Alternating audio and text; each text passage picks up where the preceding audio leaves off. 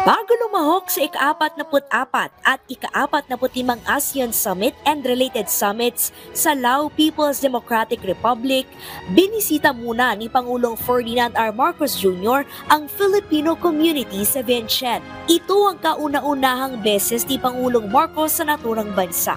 Hindi akalain ng punong ehekutibo na marami tayong kababayan sa Laos na nagsisilbi bilang mga guro, inhinyero, hospitality worker at iba pang trabaho.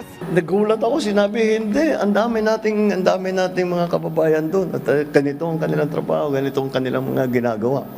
Kaya talagang maliwanag, talagang once again, na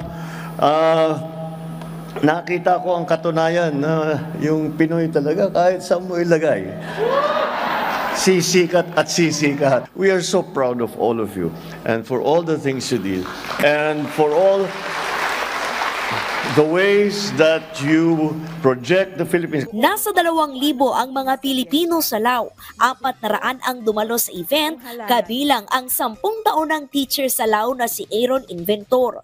Masaya si Aaron sa oras at pagkakataong ibinigay ng Pangulo para sa mga Pilipino sa Laos. Napaka-blessed po sa amin. This is, I've been here 22 years. It's always a joy para sa aming Philcom dito to welcome them with open arms. Lahat naman sila wini-welcome dito.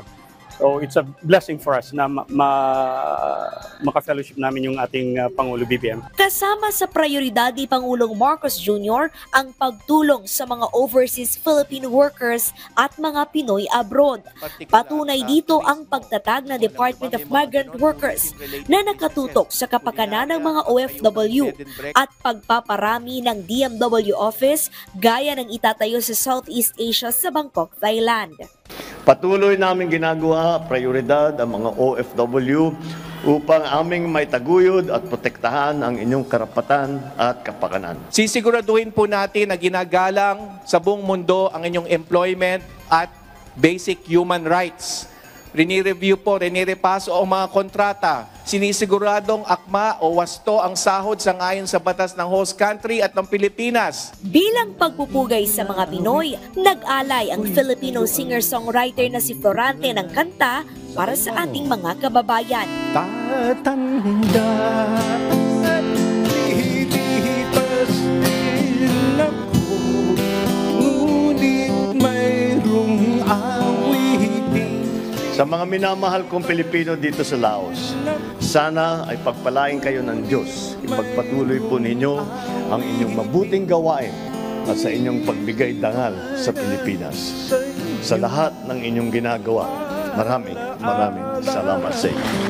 Kalezal Pardilia para sa Pambansang TV sa Bagong Pilipinas.